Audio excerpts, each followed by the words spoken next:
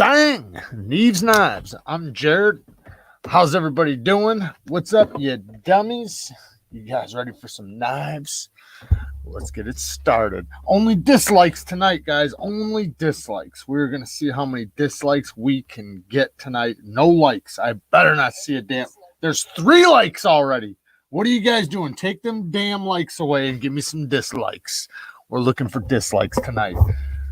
So, I don't have a ton written down, but we got some really cool topics tonight. So we're going to watch an old cold steel video. It's an old Demco video on a catastrophic failure of a knife. But first, we're going to look at a new Italian knife. And we got a bunch of other topics to talk about. Wait for some more people to pile in here. Actually, you know what? Speaking of cold steel, go figure. I got a cold steel right here. Someone sent in. The tension on this damn sheath is so strong. It also came with a leather sheath. This came in for sharpening. I already reprofiled it. I need to send the pictures. I'm not done with it. I need to send the pictures into the owner or email them. I'm not sure what grid I'll take it to. So you guys can't tell, but it had a very low angle on it. So what I did was I laid back the angle pretty significantly. It's going to cut so much better.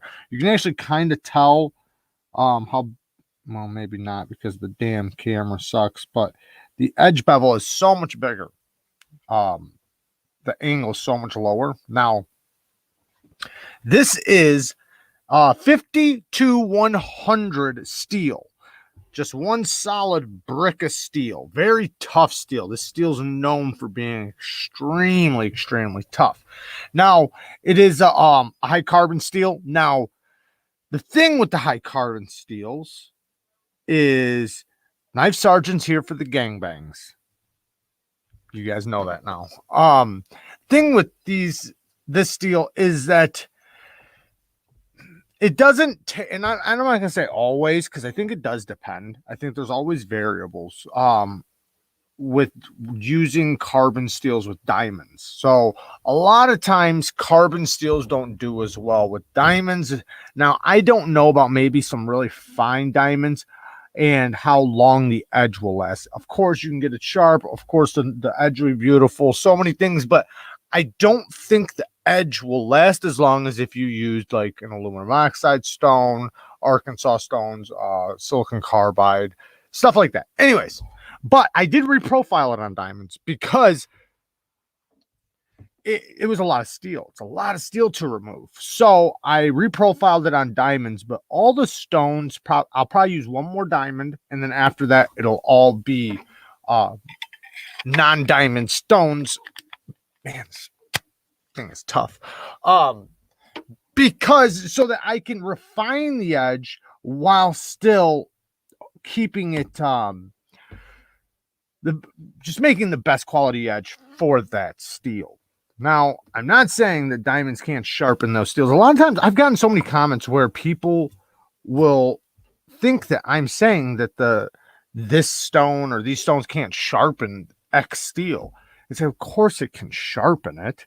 It's about the quality of the sharpening. It's kind of like when I talk about the high carbide steels with aluminum oxide stones and not using diamonds. You know, it's about the carbides. Of course, you can get a sharp edge on it. In my opinion, you get a way sharper edge with diamonds. So, what's up, dum-dums? Don't forget, if you're interested in knife mods, definitely check out Knife Modders. Yes, absolutely.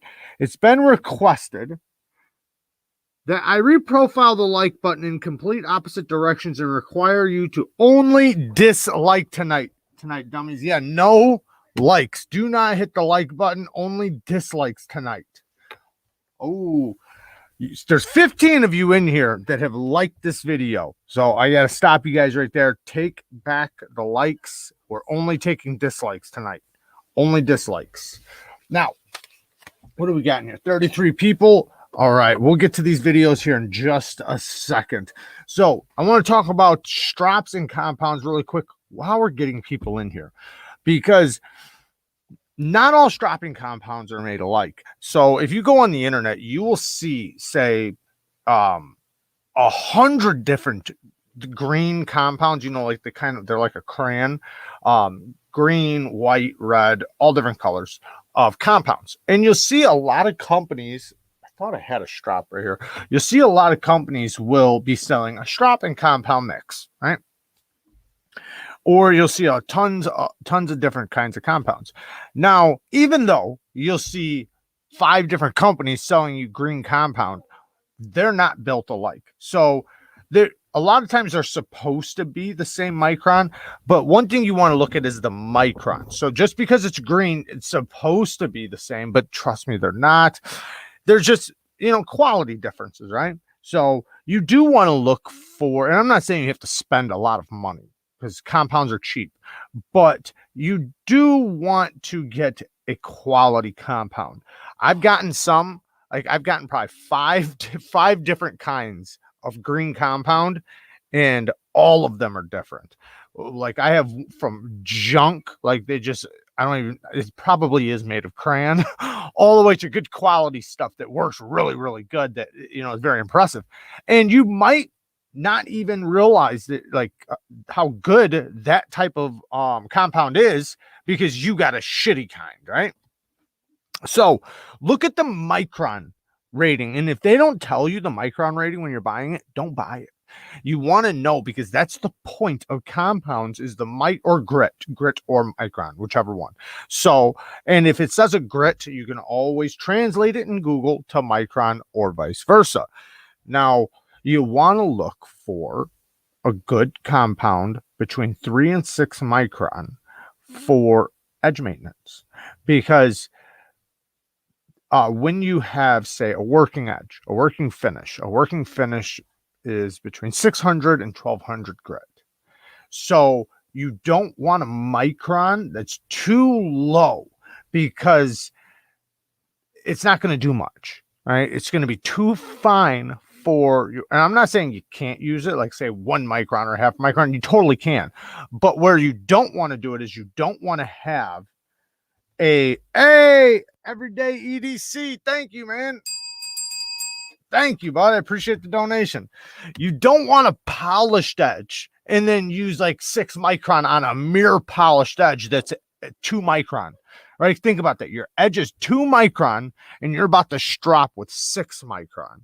That's going to scratch your finish. It'll leave little tiny scratches on it or make it cloudy. And now you just ruined your mirror polished edge. So know what your especially with mirror polished edges, know what you're stropping with and what kind of compound it is. Now, like I said, if you have a working finish, it's not going to be that big of a deal. But in my opinion, my favorite for regular edge maintenance is 6 micron. 3 micron is also really good. Now, anything lower than that, I never use on regular edges unless if it's a polished edge. So, but like I said, quality. There's so many different companies.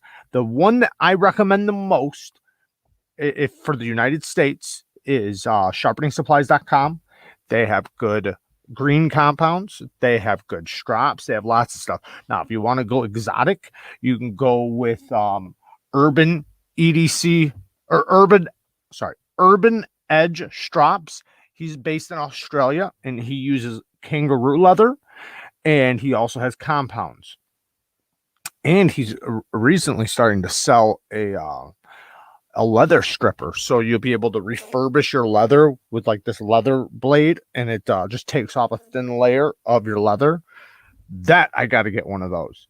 But yeah, compounds though, there's also diamond compounds. So diamond compounds, you can get like Veneve diamond compounds. There's a few companies that sell diamond compounds. Now the thing with, or even aluminum oxide compounds, they can look the same. They're like a paste.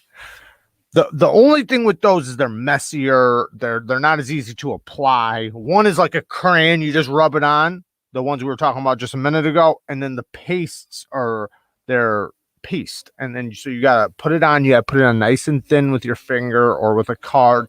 Then you gotta let it dry. Quiet down. Then you gotta let it dry, and The sprays are really good too. DMT diamond sprays. The problem with them, man, is those bottles fucking suck, man. They leak all over the place. It becomes a fucking mess. They got to figure that shit out, man, because I think the diamonds get stuck in the tube or something, and it'll literally, like right now, I grab my bottle right now, and I'll come back with stuff all of my. One time, I got the stuff on me, and I wiped my eye. My eye like had diamonds in it for like 2 hours. It sucked. Jared, what's that real fluffy looking light brown strop you got? I got a lot of strops, bud. I got a lot of strops.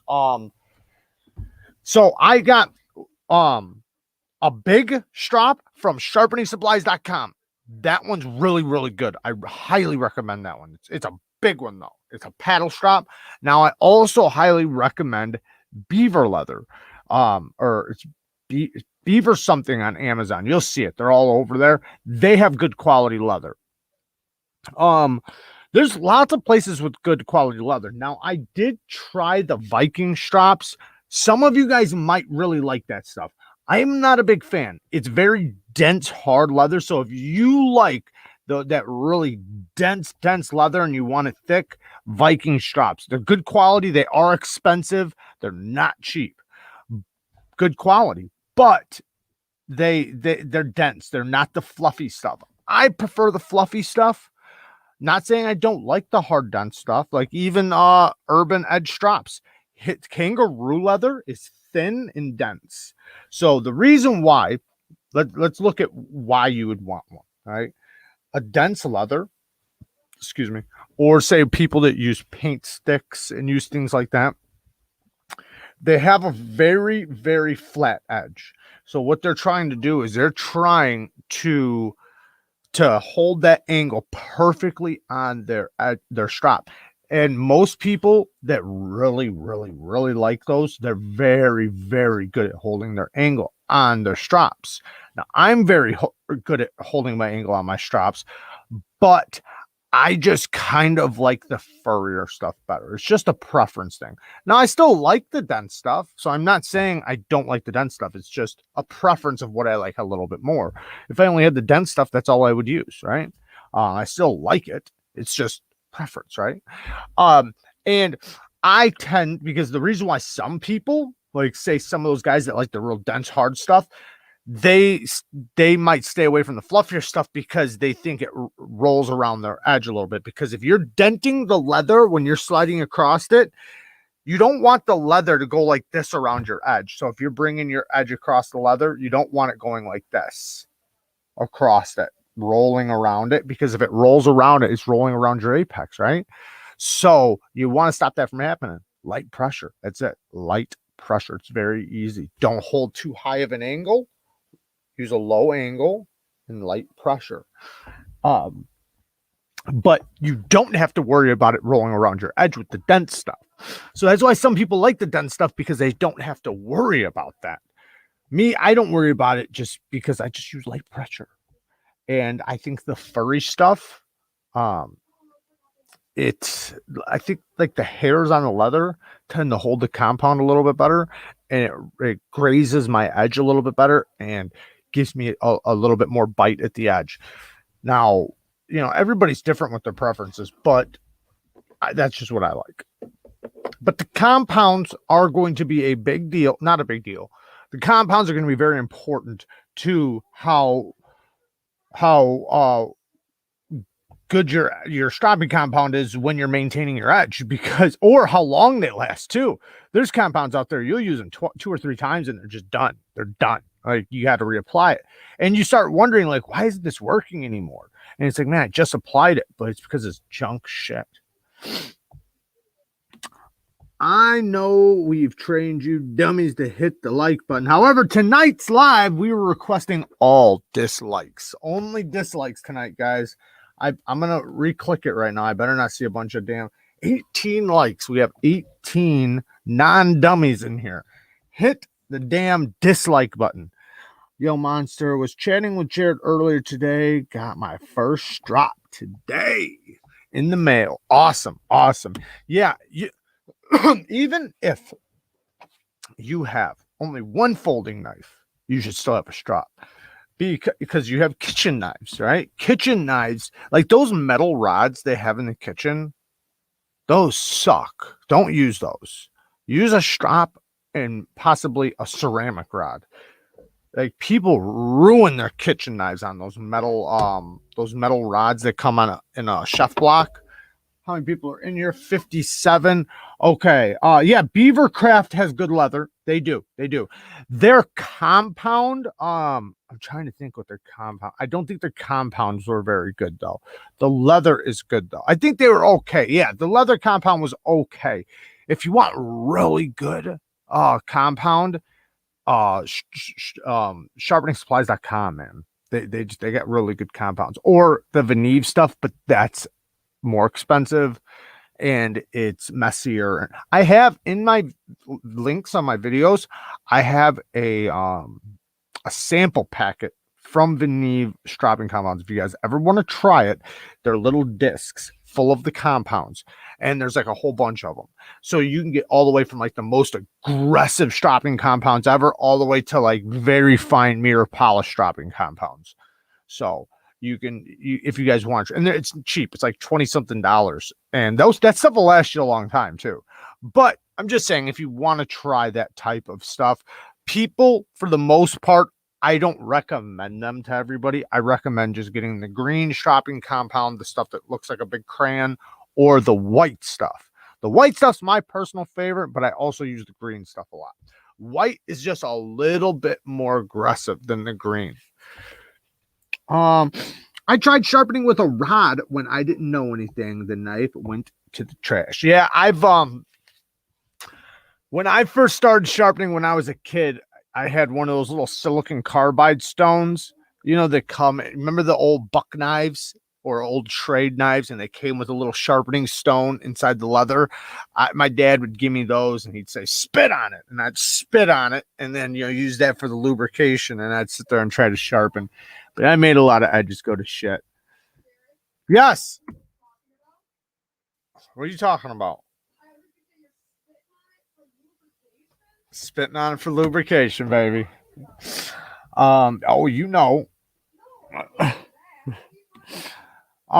Sharpening. Repeat that again, Jared, with the aggressive compounds. So aggressive compounds. Or was that a joke, or are you telling me to actually repeat what I was talking about with aggressive compounds? Or are you talking about the spitting on it, then aggressive compounds? Is that what we're saying? Why did you perk up? Yeah, why are you perking up back there? What's up, tribe? Hope everyone's having a great weekend. Only dislikes tonight, guys. Only dislikes. We're only accepting dislikes. I definitely didn't spit on the rod. Well, you were doing it wrong then. You were doing it wrong. You got to spit on it in the field.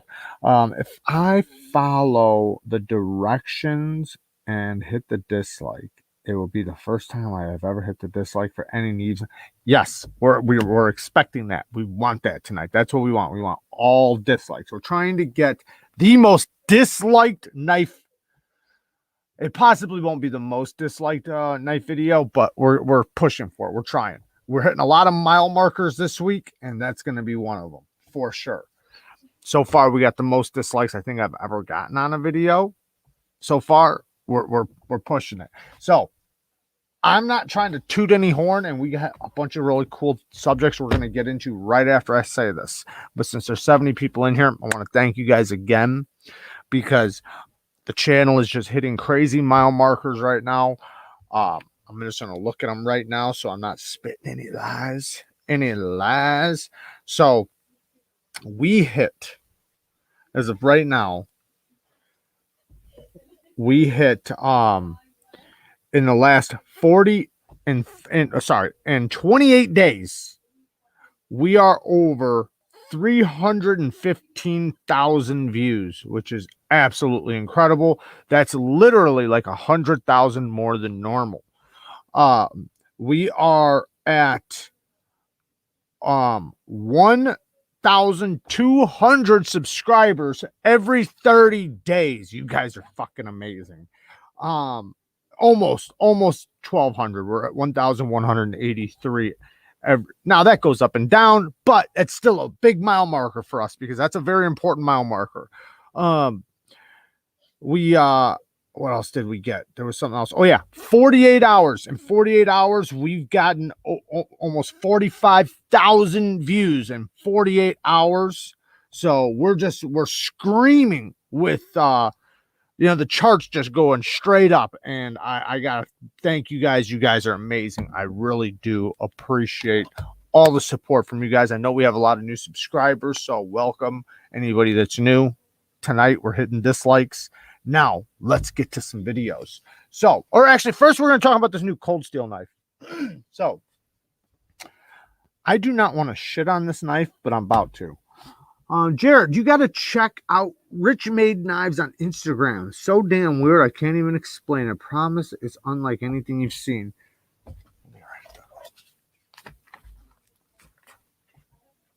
Rich Made Knives. Maybe we'll check it out tonight on the live. So Fox Knives just did I say cold steel knives? Fox Knives. I don't know why it's cold steel, because we do have a cold steel video coming up. Fox Knives came out with a new knife. It is right here, and it is called a Italico. So the Italico. All right, listen. I don't want to shit all over this knife because I know there's a designer behind it, and I think that's awesome. Okay, I think that's awesome. I hope they sell a lot. Whatever. But I'm about to shit all over it anyways. There's just a few things that just don't make sense to me about this knife. One, you guys already know about the sharpening choil. It's non-existent. Now, when you sharpen that, what's going to happen is the first edge, that edge has disappeared. You see the little tiny edge in the front of the choil? That's gone. That'll be gone the first couple swipes down the stone. So now what's going to happen? It's literally going to sharpen all the way back to the start of the plunge grind. So you see where it's like shinier, like right by the flipper tab? Your edge is basically going to hit all the way back there. And it's going to smile all the way to the flipper tab. Trying to sharpen it. Now, yeah, if you have a fixed angled system or if you're good at hand sharpening, you can keep it away from that, but you're not going to be able to prevent a smile at all. All they had to do is fix the plunge grind, but that's not that big of a deal. It's not going to affect much, but we're going to get to a couple more things. This is a very little knife. You can see right here, we're looking at a blade length of 2.3 inches, right? 2.3 inches. 140,000 blade stock. Do you realize that knife, this blade, is thicker than a Spyderco Mannix and is 2.3 inches? Does that make any sense? Now, let's look at the blade shape. It's a sheep's foot. It's a sheep's foot. It's a utility style blade. It's not a pry bar. It's not a Razel. It's not a Tonto. It doesn't make sense to have this blade. This is a 3-finger knife at best. Well, okay, sorry. It's a 3-finger knife for guys. So why would you want? And then look, it's not even a full flat. Oh, no, maybe it is a full flat. I'm sorry. It is a full flat. That's one good thing. Okay, I'll give them credit for that. They at least put a full flat on there. I'm happy for that. That's at least good. Let's flip it over. Now, they put the wire clip, which can possibly be the most uncomfortable clips, on the side, on the back side, not in the middle, on the back side. Now, they could have put it in the middle, and the lanyard would still work just fine, because usually when they move it over to the side, they do it to move it out of the way from the lanyard. In this case, they still could have put it in the middle, and the lanyard hole would have been just fine. Now, what's going to happen with this? This is going to I can't imagine this being comfortable in the hand. I cannot imagine this thing. It's a 3-finger knife, first of all. You have 140,000 blade stock thickness. And you're going to be pushing this through stuff. And that wire clip is just going to be digging into your hand. This is what I'm imagining. It's a flat grind. So let's see, how tall is it? And 1 inch tall. It's only 1 inch tall. So it's got to get from 140 thousandths down to its cutting edge in 1 inch. I mean, even if it did have a thin, even if it was thin behind the edge, it's going to be thick. And I know a lot of Italian knives are kind of thick behind the edge. They've been okay with some of their knives with geometry, but this to me is just screaming like, why? And then it's M390. It's M390.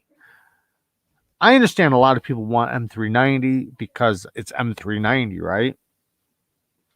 I mean, I don't know. Maybe it's just me, but I don't think it's M390 really. I mean, you could. What are you doing with this little fucking knife that you need M390? I mean, I guess they do it soft usually. It's not all, but sometimes they do it soft. Maybe not though, because my giant mouse over here has got pretty good steel. So I'm not going to say that. I'm sorry I'm sitting here bashing. I shouldn't be bashing this. But the one biggest thing, let's look at the biggest factor here. $179. $179. Italian knives, I get it. They are a little bit more expensive. Let's look at how much is this titanium one? $314? Holy cow. That's crazy. Wait a second, though. This one's got a thinner blade. Well, at least it says that. And no, this doesn't make sense. These stats are bad. Look at this. We got the blade width here saying 1.25, so 1.25 inches. But it's 130 thousandths. The G10 one is thicker and shorter. I bet you they just messed up the stats. Let's look at this one really quick. What does this one say? Because that doesn't make any sense. This one's saying 130 now. Now, I did watch on Birdshot. They measured it, and it was almost 140,000. So I think it's going to be 140, like 100. They think their caliper said 137. That just means it was 140. Their calipers are just messed up. All right, guys. I'm sorry I'm sitting here bashing this. This might be a great knife. I'm just looking at those little nitpicks, and this is kind of some of the things I do when I'm like picking out a knife. Personally, I'll look at little details like that, and I try to spin it. I try to look at the specs and try to look at the numbers and try to see, like, is this going to be a decent knife? Now, I'm not saying that's not a good knife for somebody. You know, there's probably a ton of people that would look at that knife and be like, man, that's the kind of knife I need. I need that knife. Maybe, I'm sure. I don't know. Not me personally. I personally wouldn't.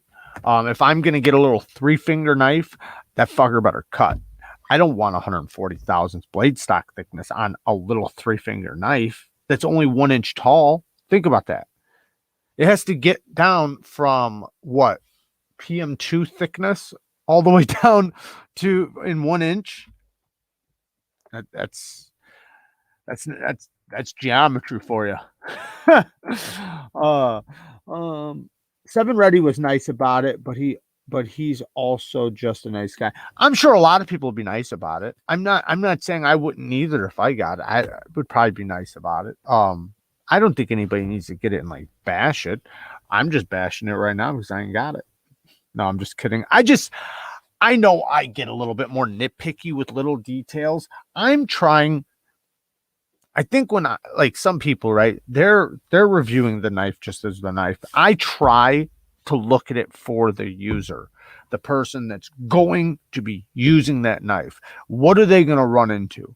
What are the problems they're going to have? What are the things they're going to feel, see? What are the effects, right? That's kind of where my brain goes when I look at knives.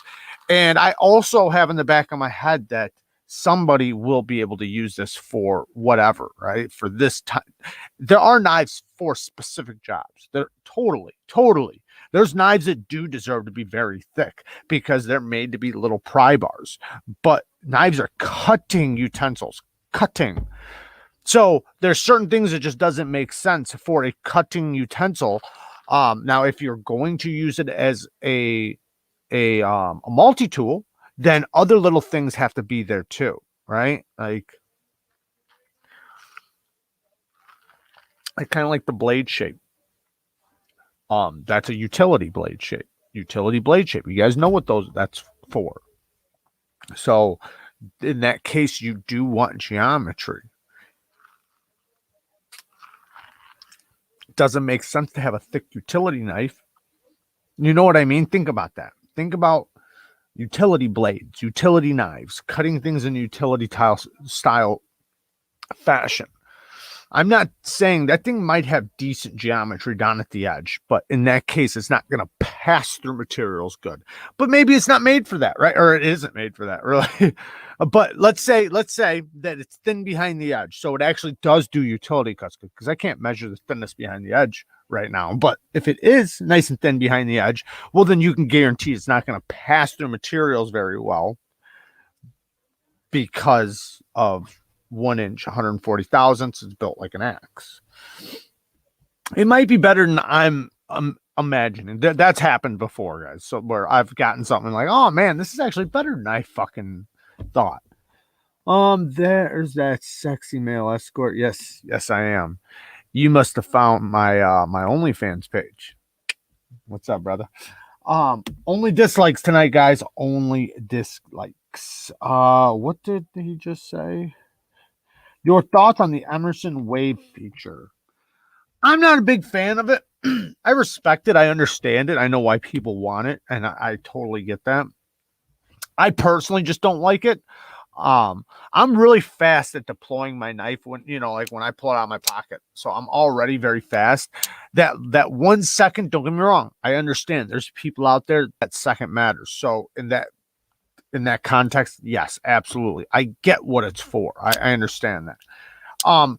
I'm not a big fan for once my hand, like I like to cover my blade like this when I do push cuts, and when I'm slicing, sometimes the back of my fingers right there, getting control from my knife teetering.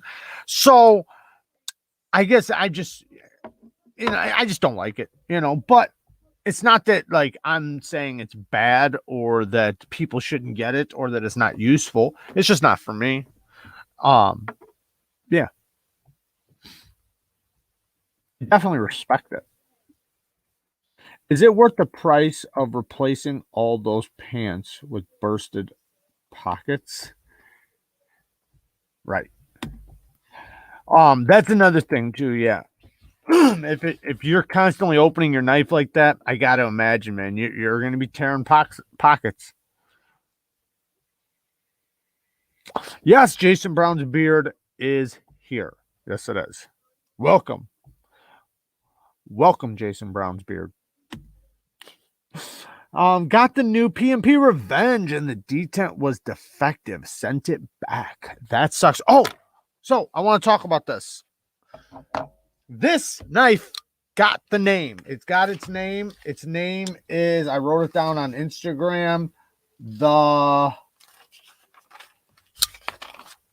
the hell was it? The Velona. So here is the Velona. Yes, thank you. Dislikes only. Please dislike this video. So, okay. So this is the Velona.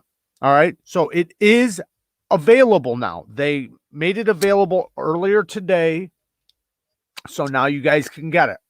So since I did show it on my video, I'm going to go through right now the couple details that I think are negative. Now, I have not done a review on it. I have not tested it. Blah, blah, blah, blah, blah, blah. You guys already know all that.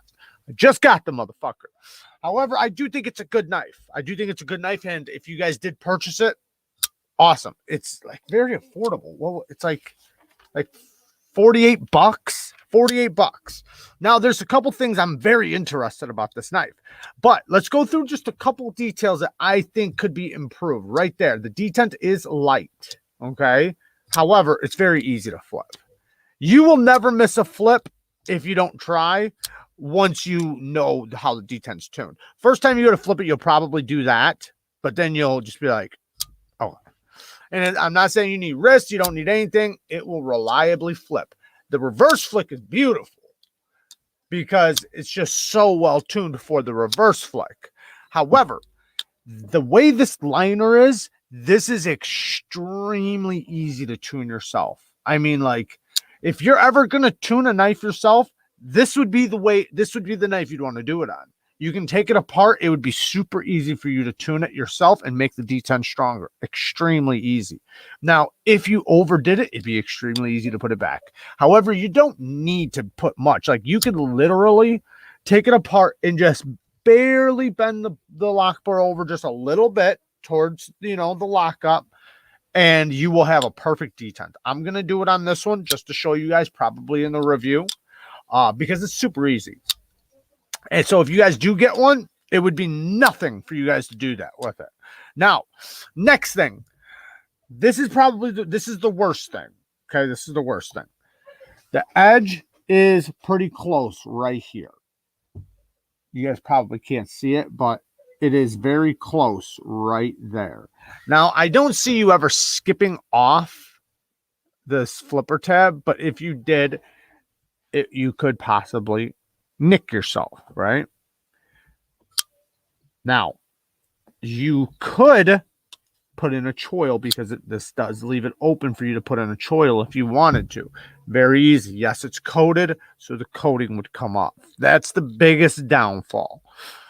However, you could just sharpen it off. You wouldn't have to do that. You could just sharpen the steel off, and you'd probably be just fine. And if you were really worried about it, you could just you could sharpen it all the way back to there and then just not sharpen that little piece if you wanted to. There's so many ways you could look at it that are just fine. I just don't really see it being that big of an issue. You're not going to slide down your pants and get it. At least I don't think you would. I think the way you'd get it is skipping off of the flipper tab and then hitting. Now, another thing, their knives don't come incredibly sharp. They're just doing too high of an angle. That's one thing. Their angle's probably, I don't know, 25 degrees or something, maybe higher. But that's one thing. Now, that's an easy fix, though. Sharpen your knife. That's it. You could also, if you have a strap and a rod, you could easily tune it up. As soon as you open it up, chop it up, it'll be a lot sharper than it comes. So, now, next thing. That other knife. Oh, man, I should have brought it. I got it sitting over there. If you guys want me to grab that little front flipper, I know a lot of you guys bought that front flipper. If you guys want me to grab it, let me know. I'll grab it. But this thing's pretty dope. It is pretty dope. The one thing that I'm going to do to it is I'm just going to increase the detent. I'm not going to add a choil in it. I'm just going to sharpen it out. When my sharpening starts hitting my plunge grind, then maybe I'll put in a choil or something. But until then, I don't really give a fuck. And when you cut back this, you won't see, like, the coating won't come off anywhere but directly facing it, because it's not like the coating will come off on the sides. It'll only come off on the face where you cut it out. Do we tell Jared that we think he sucks and that we don't like him, or do we just show him with the dislike? Just show me with the dislike. That's what I'm expecting tonight. Oh, we got 64 dislikes. We're definitely hitting some mile markers tonight, and it's definitely one of them. But there's 24 of you guys that just couldn't help yourself but give me a damn like. I'm hoping that you guys will take it back and give me a dislike before the video's over. They said your beard was... What the hell? They said your beard was here, Jason. I'm excited to meet her. P.S. In case you don't know, Google slang meaning of beard. This thing is so sweet, man. I'm loving this Kaiser. Okay, let's get into the video. So, this is going to take me 1 or 2 seconds. I'm going to mess Kara up. Just give me 1 second, guys. We are going to look at the catastrophic failure of Edicomanic. So this is an old video by Demco. So now I'm going to need you guys to tell me if you guys can hear this or not.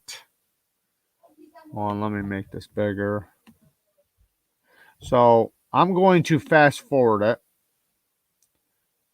So he has the Cold Steel Ultimate Hunter and the Spyderco Mannix 2. He's going to take the Spyderco Mannix 2 and he's going to spine whack test it. This is an old video.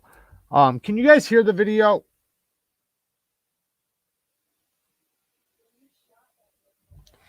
Hey, baby, I need you to be quiet.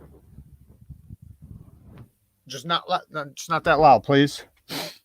Yes, she's having a party back there.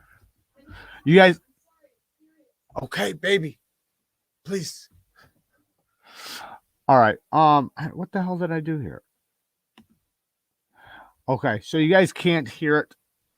I can turn the thing off. Okay, so it doesn't matter. You guys don't really need to hear it, but I guess you guys probably want to.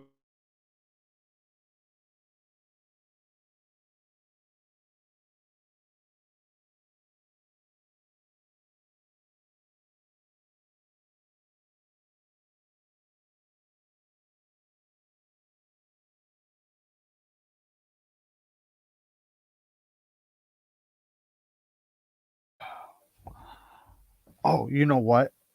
I wonder.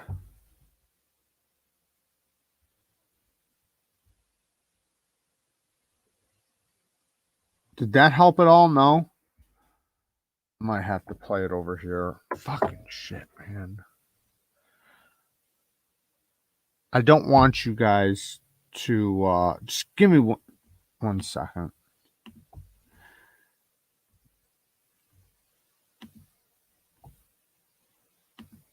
There. All right, it's fixed. Since the both knives have the holes the same distance from the pivot. All right, I'm gonna talk too, but it just sucks because me and Andrew sit here and talk at the same time. So you guys can hear it now, though, can't you? You guys should be able to hear it now. Whatever. It's just holding a knife still. It's not fixed permanently because you can't fix a knife permanently in your hand and hit anything. You have given your arm. What we don't want to do again is we don't want the knife to swing and whip up through here. We just want to hold it snugly, but not overly snug. So I'm going to put this to the 30 pounds of torque right there. Make sure that this moves freely. It does.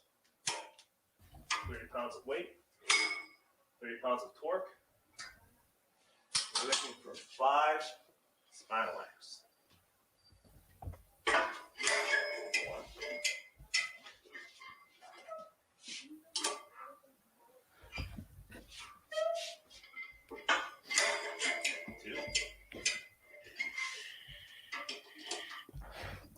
So if you guys look, this is like supposed to replicate a spine whack test. Doing good. Now he's doing a cold steel knife and then the Spyderco Mannix. This technically isn't the part I want you guys to see, but I figured you guys should watch it anyways. Right after this, we're going to fast forward just a little bit to the part I want you guys to see. Thank you, Hitched. I can tell you that the weight or size or shape of the blade could affect this. You know, it could break. I can't hear the audio, just FYI, guys.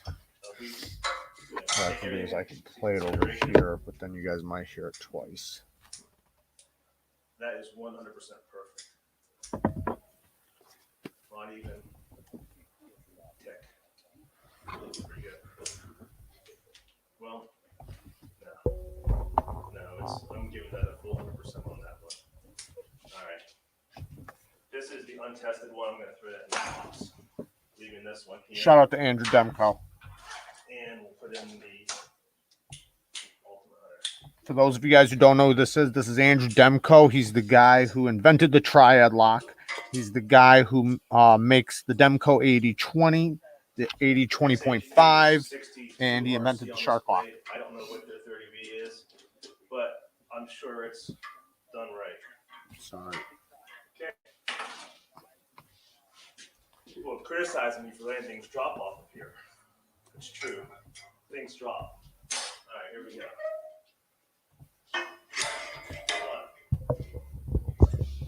1,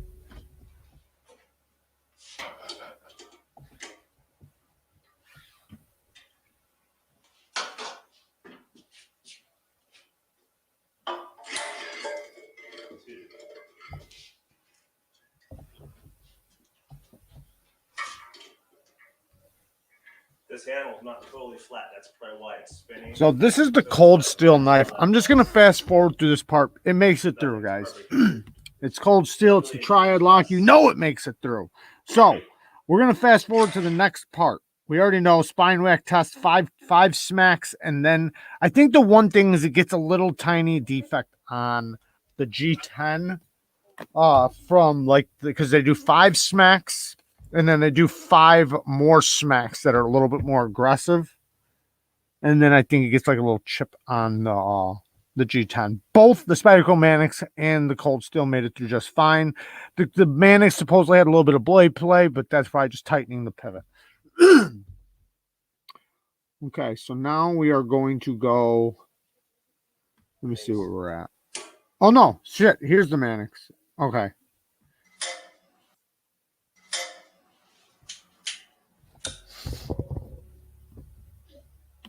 That's 100% also. There's a couple different parts we're gonna watch. I'm not really caring about the Cold Steel so much, guys. It's more about the Spyderco. All right, over strikes. Hopefully you guys haven't left. 30 pounds. Let's check this again, make sure everything's.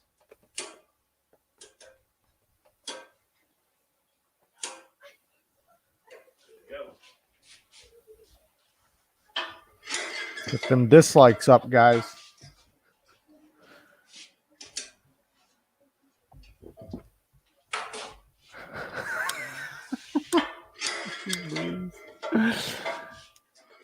All right, so now if you see what he's doing, he's smacking it the other direction.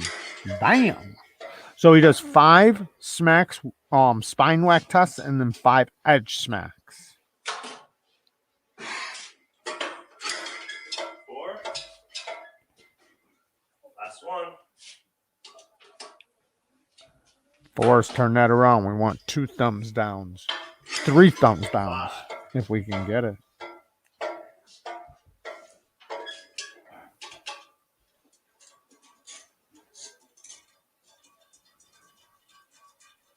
Let's see what we got.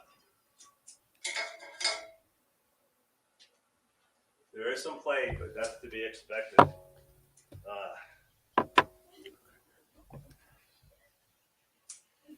Getting quite.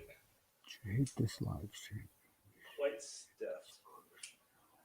Yes, Jason. Thank you. But it really, it has just a tiny bit of play. Really, that's a really great result for that. Maybe here a little bit. But pretty nice. Pretty good. Passed. Again, one of the few knives that has passed this. Well, the other square clip, the Tonka did too on the 30 pounds, which was our standard. Okay, so now, all the Hunter. It's nice. All right, now we're going to fast forward really quick. Standard as realistically as possible. Because the main event is here. Let's get to the main event.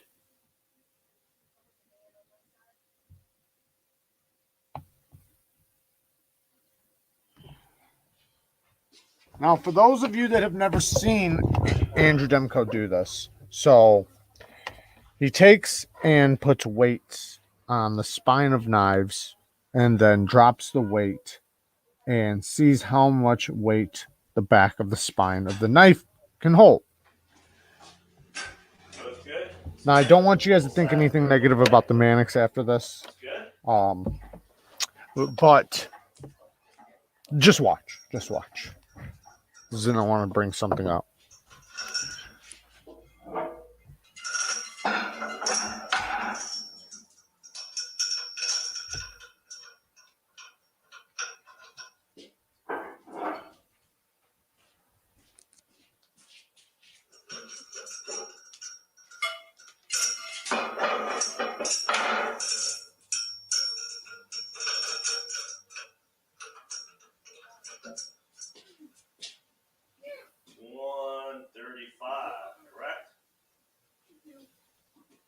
Yes.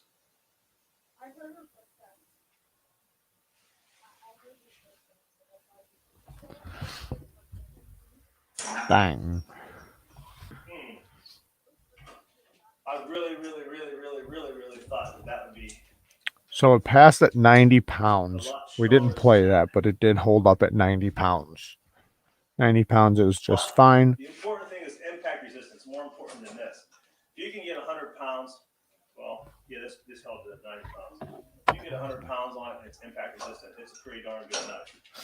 I thought it would be much stronger, but anyway, there we go. So in the interest of guys who want to know what that held, if you really, really want to know, you have to go back and test another one from 90 pounds up through to see where it fills. But it successfully held 90 pounds times your 3.5 inches is what? 315. 315 inch-pounds of torque. And right now, the Ultimate Hunter is still holding that weight that fell on. But why am I not going to break this Ultimate Hunter now? Because I might need it to test another knife. Who knows what Coastal Headquarters is going to send this way, and we only have so many Coastal knives. Sorry, guys, I had to go beat my wife for a second. So let's take these out.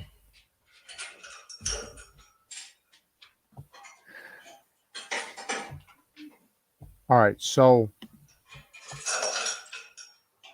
I walked away, but I'm sure oh no, he's going to show you guys it right now. Now, look really closely at the spine of the Spyderco. The pin that holds this in, sheared screw, I guess it is, sheared.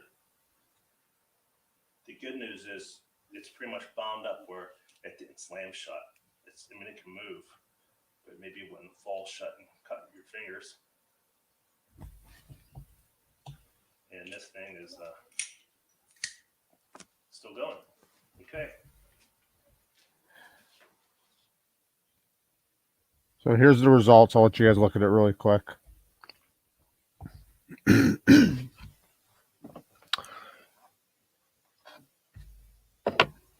If you guys want to go back and watch the video, you guys can go watch it in full.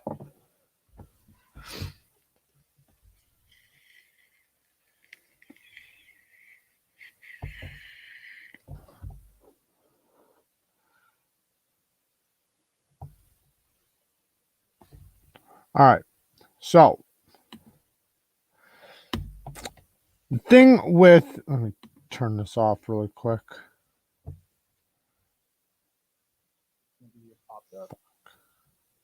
Let me get rid of this really quick. So, if you guys heard what he said, he said something about if the knife can hold 100 pounds. I don't know if you guys heard this part or not, but he said something about if the knife can hold 100 pounds on its spine, then it can handle spine whack tests or spine whacking. So that's a good way to know if a knife can take spine whacking, I guess, to him. And he's done all his tests. I haven't. That it will be very good with spine whacking if you can hold 100 pounds. Now, it failed at 135. Now, I think it'll be just fine for spine whacking. Now, what wound up happening, this screw right here, and this is kind of weird. My big one doesn't have that screw. Maybe it's underneath the scale, and I just don't know it. But anyways, this is the one he was testing. The screw stripped out. He was using the G10 one. What else to whack besides the spine? And this bar ripped out, right? Why? Because the knife can just, go down. So why would that rip out? So you have the ball in the cage right here, right? And when it's locked open, the only way for that to go down is to move the spring or the ball out of the way, right? So that ball wound up, the pressure wound getting pushed against this bar right here until it ripped the screws out.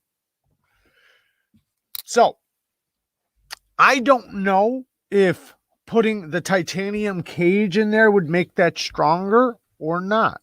I'm not positive. Now, I've heard, just what I've heard, that the plastic cage is what was the catastrophic failure. I don't know if this is true or not. This is just something I heard, that the cage that holds the ball just obviously it's not going to hold any weight, right? So the ball gets ripped right out of the plastic cage, pushed through that thing. If you have a titanium cage, then the ball's not going to get ripped out. So if you have the cage, you're way more likely. Now, I haven't seen that tested. I would love to see it tested. Not on this one, but maybe one of your guys's. But I'm joking, obviously. But I think the cage would actually improve it, because the reason why the ball winds up getting pushed out is because the cage is plastic on this one. Plastic cage. So the ball just gets ripped out. Now, maybe with titanium, maybe it works hard. Now that's why I wanted a cage so bad. I don't know if that's true. Maybe it'll do the same thing with the titanium cage, but I feel better inside. I feel better. So, 70 dislikes, but I still see 27 likes. I don't know if 27 people came in here and thought they'd like the video and run, but that's what it's looking like. That's advice for life, Mark. Now I don't want anybody to think that not like if they wanted to get a Mannix, now they don't because they've seen that. That's a lot of weight to put on the spine of a knife. And if you know the Mannix is incredibly strong. Like, it's so crazy when this thing locks in place, how smooth it is it is stupid strong. No play, like, whatsoever. That's why I love the Mannix, is because of how solid that lockup is. Jared, don't tempt me with a good time. You done got me to subscribe to Neevesknives. Yes. One of my 10 followers right there on Neevesknives. Weird how a major load-bearing aspect is plastic. Yeah, I thought that too. I don't think they ever considered. So what I think they thought was that, and you think they would change it after, if that's the case, but that the ball, because the pressure from the spine of the knife just hits the ball, that they probably just considered the ball is going, the pressure is going to be pushed against the spring, or sorry, not spring, the back strap, and the ball, how's it going to go anywhere, right? But if the ball can be ripped out, right, because they're just looking at it steel on steel on steel, sandwiched, but one part of that steel is being held by plastic. But I don't know, I don't know. I would love to see one of those, like, with the plastic clear scales, with that being done. I would love to see, like, I know the screw got ripped out, I know the back spring got ripped out, but why did that ball do that? The only thing I can think of is that the cage deformed and it ripped out of the cage, because those cages, the ball drops into it. So even though it does have like an opening, it just drops into it. All right. Jared Brown donated. I don't see nothing, guys. I'm sorry. Can't ding the damn bell until I see it. All right, let me go back on this one because it's not showing up on this one. Where's it at? So you guys are lying to me. You guys are just trying to get some free bells. No, nothing showed up. You guys are trying to get free bells. I got nothing, guys. On 2 different devices, I got nothing. All the way up to the top. All right, let me go. Let me see if it came in now. I see all the dings. I see you guys saying ding the damn bell. I'm sorry, guys. I don't see it. Let me check this one. Oh, I just got a Forrest. This live stream is horrible. Make it stop. Thank you, Forrest. Thank you. I hope you gave me a dislike for that. But let me see if there's another one. That is the only donation. Oh, the bear. Thank you. Weird how a major load. Oh, wait, no, that's not. That's what the comment. I'm sorry. No, I didn't get nothing. I just lied to you guys and gave you guys a free damn bell. Well, I appreciate the donation, bud. Sorry you're having such a shitty time. Just make sure you leave me a good dislike or a bad dislike. He reads comments like Kevin. Dislike the video then, fucker. 820. So what was it, oh, it was that long ago? Oh, I might not be able to see it then. I couldn't see any of the things when that video was up. So I'll just Zach stuff. Hey, thanks, bud. Do something kind for somebody. Thank you, Zach. I appreciate it. And then who was the one who donated that I can't see now? Why can't I see it? That's weird. It's so weird that I can't see it. At 9:20 or 8:20, it'd be 8:20 on my end. Yeah, it's literally right out of the range of what I can see now. Let me try on this one. I'm sorry, guys. I feel like a dick now. Yeah, I can't see it. Sorry. But thank you for the donation. I really appreciate it. It was Jason Brown. Jason Brown. Thank you, man. Thank you. You're gonna get a double bell since I'm such a fuck up. Just make sure you leave me a dislike.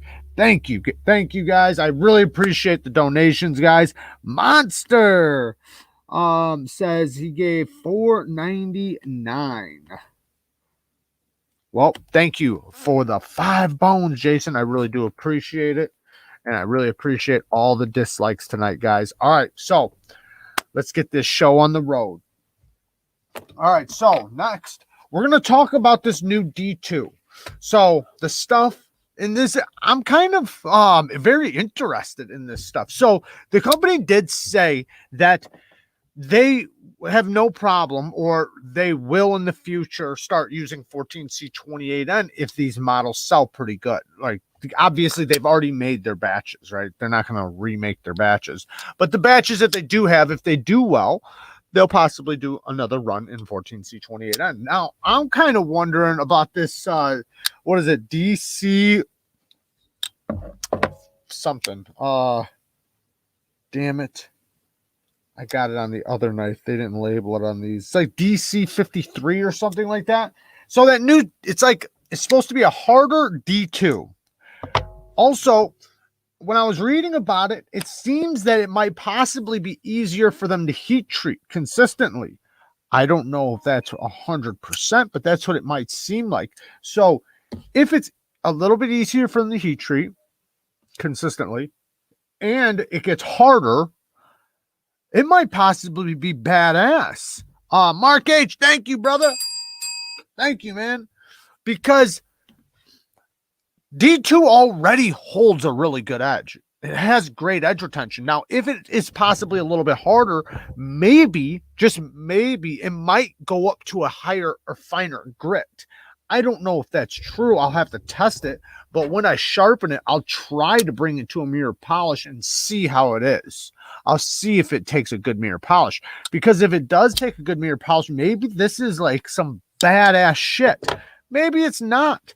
But, you know, at the very least, let's say it's at the worst. At the worst, it's going to be D2, right? D2 for this price, D2 is great, right? So no complaints on D2 for this price. But if it winds up that it is that much better, you know, just like a hyper version of D2, that'll be fucking awesome. That would be really cool. Maurice, thank you, brother. I appreciate it, man. The 5 bones. Thank you, man. Thank you so much. I think I kind of want that knife. It's available right now. Its name is the Velona. The Miguron Velona. Like I said earlier, that it does have kind of a little bit of a lighter detent for the flipper tab, but that's so easy to fix at home. Like you could do it in 10 minutes, make your detent stronger on this. How's this 10CR going around? So 10CR is very similar to OS 10, VG 10. However, I think, okay, so with OS 10, I've had great experiences with some OS 10, and I've also had meh experiences with OS 10. This new the Demco 80 20.5s, I'm not that impressed with their OS 10 personally. I'm just not. Now, Kubi's OS 10 is amazing. I don't know what to think, right? Maybe because the only bad experience I've had with it is on the Demco 80 20.5s. I'm not saying it's bad. I'm just saying it was different. Like it's hard to explain when you're trying to explain how different two steels can feel when sharpening. It didn't take the type of edge that the Kubis always took with their OS 10s or other OS 10s that I've tried from Cold Steels and things like that. It didn't seem like that. I don't know. Maybe it was rushed because they were rushing to get those out. I don't know. Maybe possibly just the edges were burnt and eventually I'll get into good steel. Now, the thing is that those Demco 80 20.5s, they start off with a thick edge. So you don't feel good removing fucking 5 edges worth of steel just to get to some good steel on a knife that's already thick, because then you're taking it from like 25 thousandths to 30 thousandths, like thick. You might as well just use the steel and just get the good steel when you get the good steel. Now, if it had good geometry, I would totally say, yeah, just sharpen that steel away, get the good steel, and run with it. But 10CR though seems pretty good. It's obviously, man, my fucking camera. It's a little bit better than 9CR. Not as good as 14C28N though. Come on, you fucking camera. Let's just look at a cool knife. Ooh, this green micarta is so good. Such good green micarta. This stuff will get really dark too over some time. You can see it's starting to darken up around some of the edges. Nice access to the lock bar. That's another thing about this one. Man, look at that access to the lock bar. Great access to the lock bar on this guy. And stupid smooth. Look how smooth this thing is. Womp. Very, very smooth. I'm going to put a black on that like button. Jeez. What's a motherfucker got to do to get some dislikes in this bitch? Yes, please give us some dislikes. This roach, man, the roach is awesome. I'm really liking it. I carried it today at work. It's a solid knife. It's kind of one of those knives that's like an all-arounder because the ergos are really good. So for push cuts, you got a really good grip for push cuts. It's got that little bit of belly for slicing. It's got a downward facing tip for utility cuts. And it's got the grind that's a good slicer, yet it can work just fine for harder use tasks too. Now, don't go prying with the tip. I mean, it's got a good pointy tip, but that's why it's good for utility cuts. But it's a tough, it's still a tough grind while still being very slicey. I mean, it's pretty thin behind the edge, but it's still a tough grind. This is an awesome knife, man. I like it a lot. I never tried the titanium version. Benjamin Kim loves some S90V. I do as well. Yes, give us the dislike, Maurice. We want dislikes tonight. Was watching a good video on YouTube yesterday on Japanese knife making, and the one thing stressed me was grinding blades too fast will ruin the steel. They used wheels with water to sharpen. So as long as they're using water, it's okay. So the water will keep the temperature down. That will stop it from overheating. But yes, if you go too fast, you will definitely burn it. You'll mess up the heat treat. Lots of bad things happen with speed. You want to take your time, slow belts. You don't want to see sparks, those type of things. So, man, I did talk about this subject. We have 99 people watching. Maybe we'll get to this here in a second because that's a kind of a cool subject.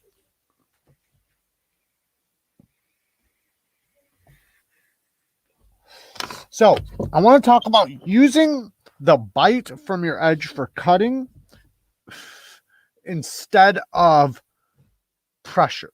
Okay, obviously we use pressure, right? Obviously, but you guys ever notice like when you're cutting something and you're just pushing through it, you can tend to bind things up or just kind of smash through things. rather than letting the edge and the geometry do the cutting.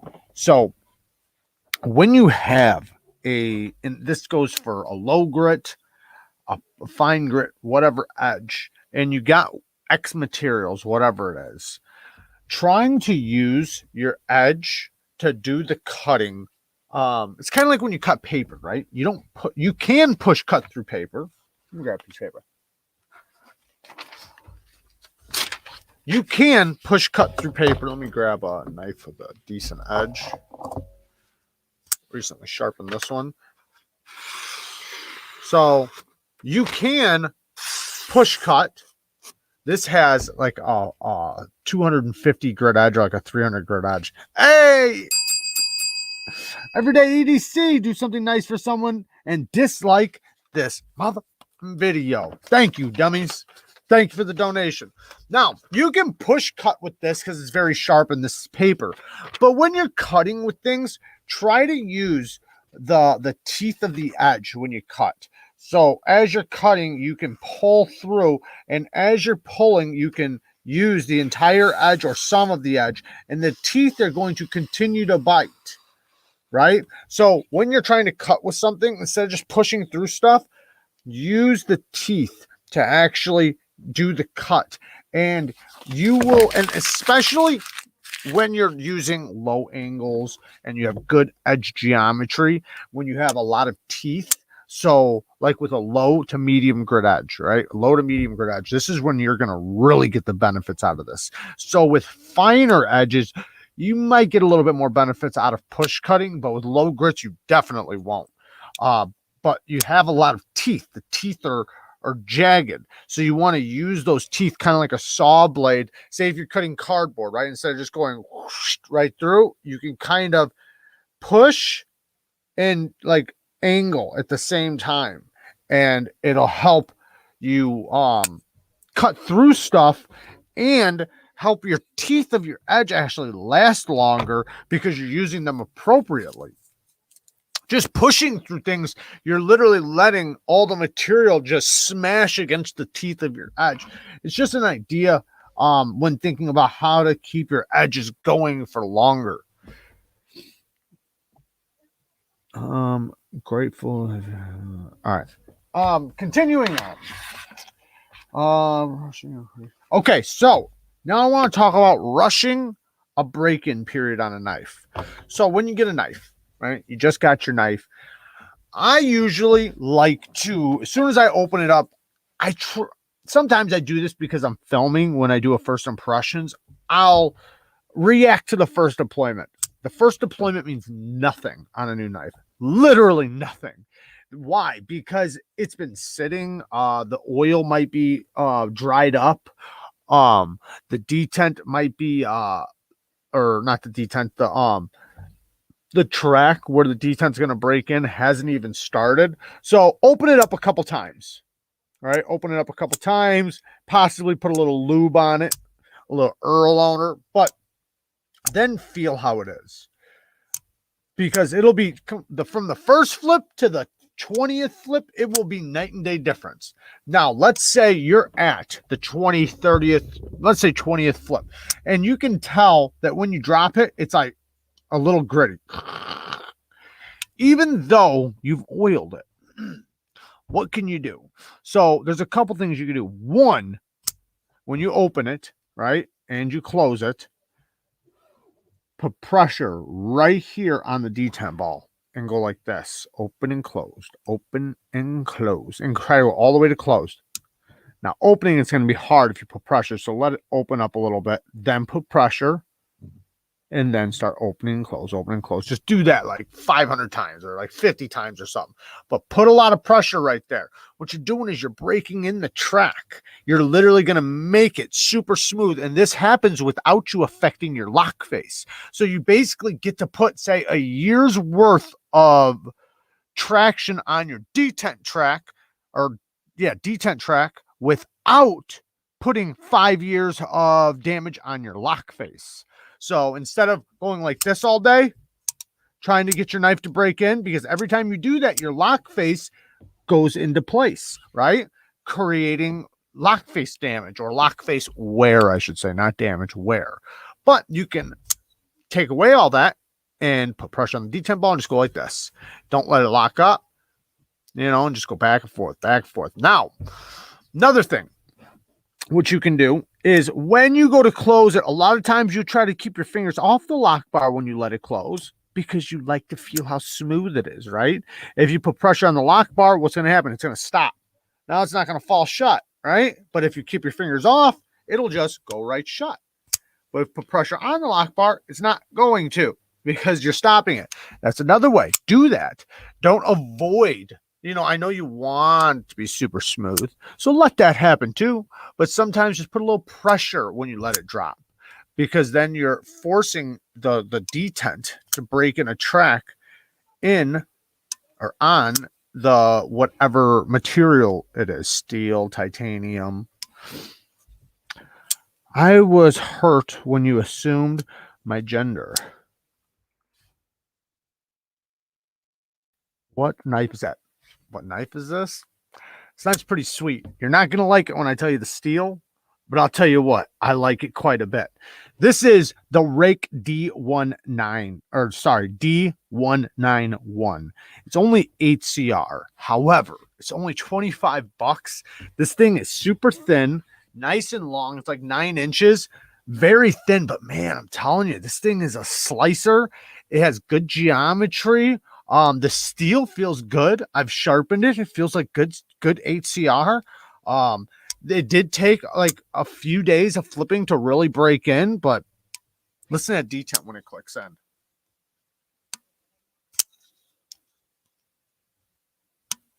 The opening is real snappy. The drop on it's very smooth. After about a week of flipping it, or actually me doing this just now broken in even more, but I can feel it just breaking in and getting smoother and smoother. Cuts like a beast. For $25, man, it's fucking solid. I don't care if it's 8CR. 8CR is not bad for under $30, guys. I know we get spoiled because we have knives in D2, knives in 9CR, knives in 14C28N. However, a lot of knives in D2 will get the same edge retention as 8CR in the same price range. Now, obviously, there's a better D2 out there. There's a lot better D2 out there. But a lot of the companies that you see that are like, oh, $20 D2 knife, a lot of times it is 8CR, and they're just fucking telling you it's D2. The 801 is probably, the 801's fantastic. I love the 801. Now, that one has 14C28 on, and it is only a few more dollars. And I would say that is a great buy, too. Like, it's hard to beat that. This one is solid G10 on this side, so it is lighter than and a little bit bigger too. Not by much, because the 801's a large knife too, but this one's just slightly longer, slightly. Great blade shape though, great everything, man. And it doesn't have a deep carry clip, which for a thin knife like this, I think that was a good idea. A lot of people are probably like, I wish it had a deep carry clip. However, if it did have a deep carry clip, this thing is so comfortable in the hand because you cannot, it feels like you're holding like a kitchen knife or something, because you can't feel the clip at all. The clip works just fine, but you can't feel the clip. So not bad, man. Not bad for $24. What are you guys talking about? My 801 had Lock Rock, but it was a decent beater. Really? Lock Rock? I bet you could have fixed it. Mine after a long time wound up getting lock play, where it was like rattling, like where I could go like this and it just rattle. But I put pressure on the lock bar, fixed it up. I gave it to my nephew. So, but I got it to come back. Have you heard of the CR? Oh, he's talking to Shane.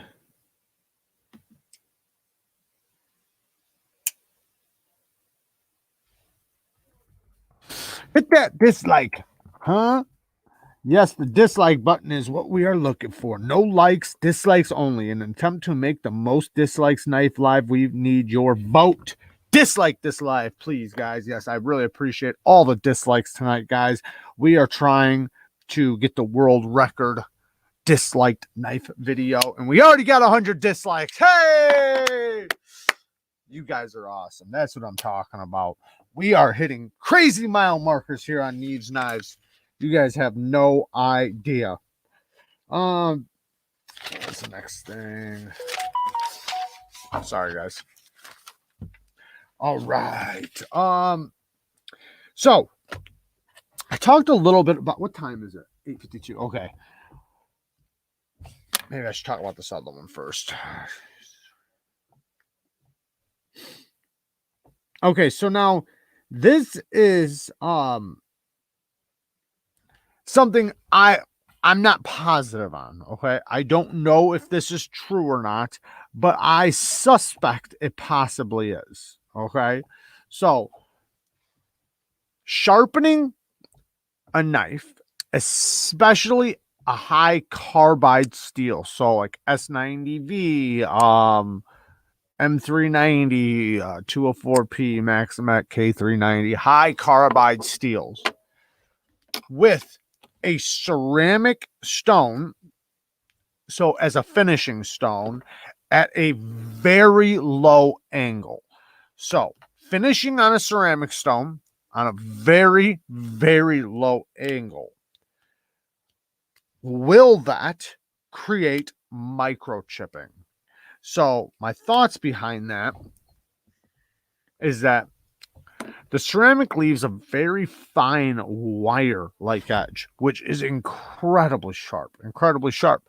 High carbide steels can take a great polished edge, but when you lay back the angle really far, right? So say this is like, let's say this is a proper angle, right? Let's say this is 17 degrees per side and we lay it back to like 12, 15 degrees per side. Our edge is already wire-like. Hey, whoever reported me, $5. Who reported you? Thank you for Marco Polo. Appreciate it, bud. Thanks for the 5 bones. Hopefully you left a dislike. I'd really appreciate that. So when you do a very low angle, right, with any stone, especially like how it depends on how thin it is, but with a ceramic, right, it's making such a fine tip of an edge. It's not really going to be like teeth. It's going to be more like a wire, right? And that's sometimes where you feel the bite from on a ceramic. It's not that it's teeth, like teeth. It's more like a wire. So, and don't get me wrong, incredibly sharp. I've whittled the hell out of hair. Like took a hair and just touched an edge with after a ceramic finish, and it just, cuts it right in half. But with a very low angle, I wonder if you will get a lot of microchipping from that, because it's not breaking. And this was my thought behind it. Okay. So like say a diamond stone or some type of stone, it has grit, right? The steel is going across and getting grit at the edge. So the edge winds up coming out like this, with teeth. When it's fine like that and it's so thin and it's a wire, I wonder, because of the carbide volume, because it has high carbide volume now, and you start using it, are the carbides going to chip off? Is the edge going to microchip because it doesn't have little chips in it already as teeth? It's just kind of a thought process I was kind of going through. I'm pretty positive that might be the way it is. Now, the only way to find out is to actually test that theory. But I think that possibly would be what would happen. Now, you'd have to do it with 3 different knives to actually figure out if it was just that knife or just that steel. What steel are you talking about? I'm talking about any high carbide steel on a ceramic stone as a finishing stone at a very low angle. A very low angle. If that would possibly create microchipping, because it's a high carbide steel. It's not a diamond stone you're finishing on. And 2, it's such a low angle that the tip of the apex will be so thin. I wonder if it would create microchipping. Microchipping. What's microchipping? Microchipping is like, say, if you have a polished edge, right? Or any edge, but let's say a polished edge. Here we go. Let's say you have a polished edge and it's beautiful. It looks really good. And you go like this with your finger and you feel a couple little nicks with your fingernail. You're taking your nail and just rubbing it up the edge. And it feels so smooth and slick. And then all of a sudden you feel ding, ding, ding, ding. And you can tell it's not a burr. You can tell like it's like little tiny chips in the edge. That's a microchips. They're not actual like big chips. They're very, very tiny. It's almost like it's just like a piece of maybe carbide that fell out, or maybe an actual chip of steel or whatever, right? The point is that it's very, very, very tiny, tiny little microchips in your edge that can lead to bigger chips. So that's the problem with microchipping. Microchipping leads to mega chipping, or it can. I'm not saying it will. I'm just saying, obviously, the beginning of a big chip is a little chip. The Neve. What's up, Jared? What's up? Literal trance. All right.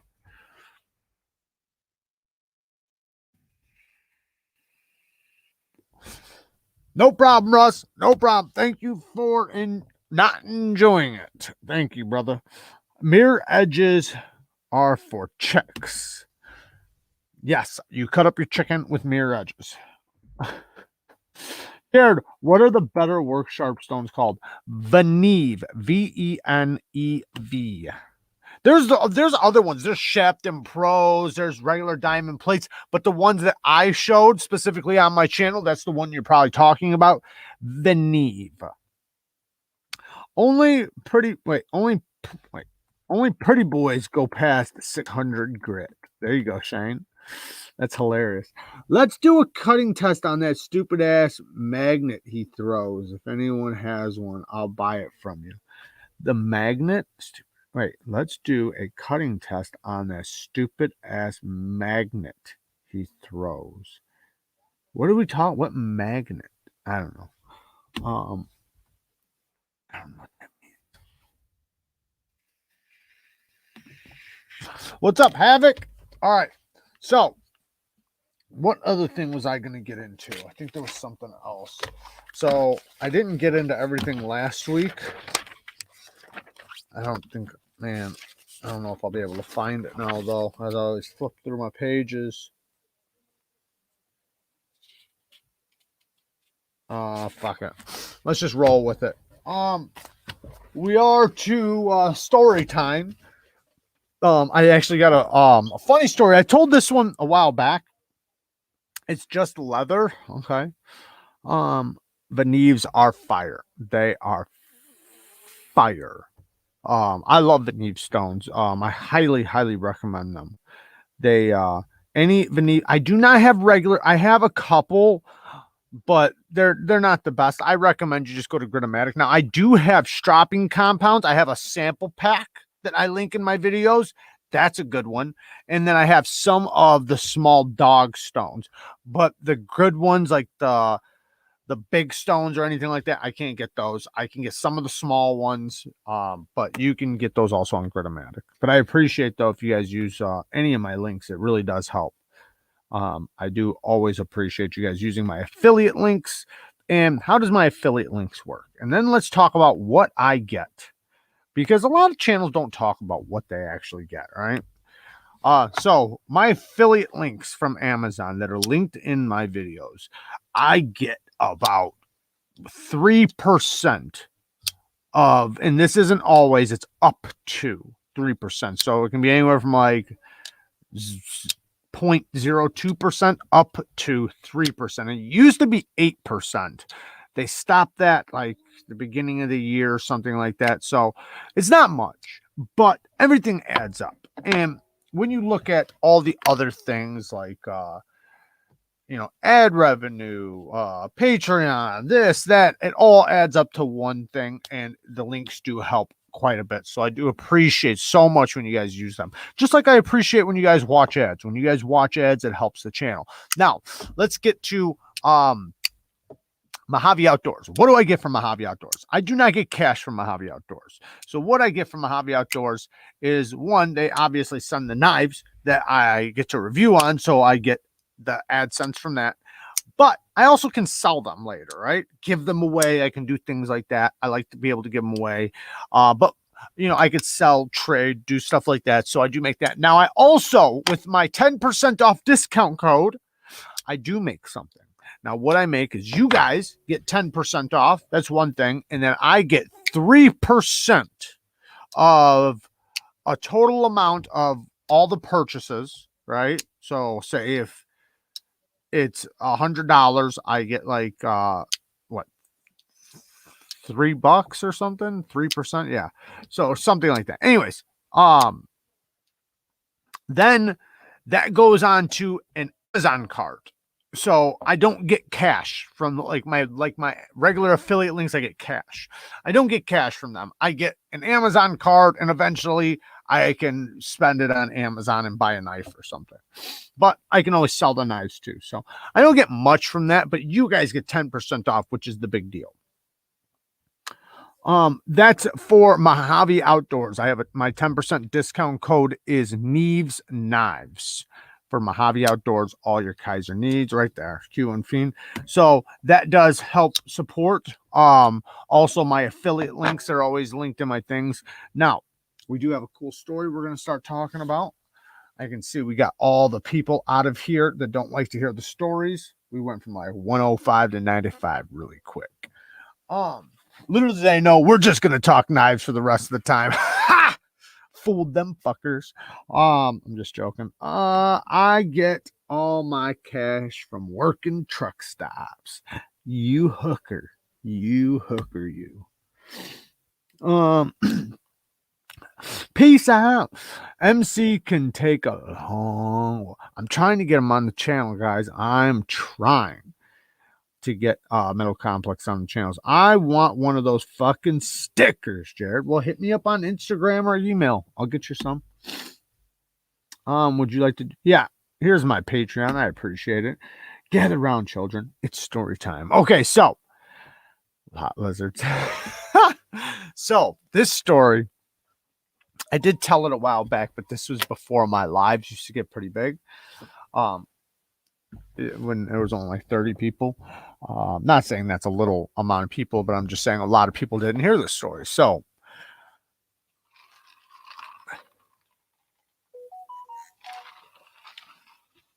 my dad was an archer.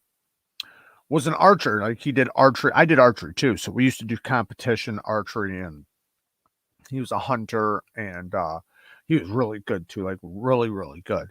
And we used to live in this neighborhood where we had a balcony, right? And across the street is apartment projects, right? And there's a basketball court there. So you can see the basketball court clear as day. It's right there.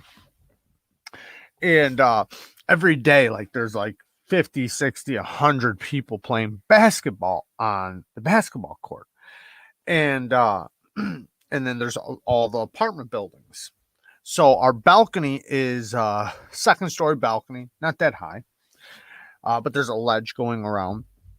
And my dad would get his bow and arrow out, and he'd get his arrows, and we'd sit in the living room, and he'd have me duct tape dynamite to them, right? So we take dynamite and duct tape dynamite to these arrows, and he'd go outside. We'd go outside, and he'd put the arrow in and pull it back, and he'd tell me, light it, boy. I'm young. I'm real young.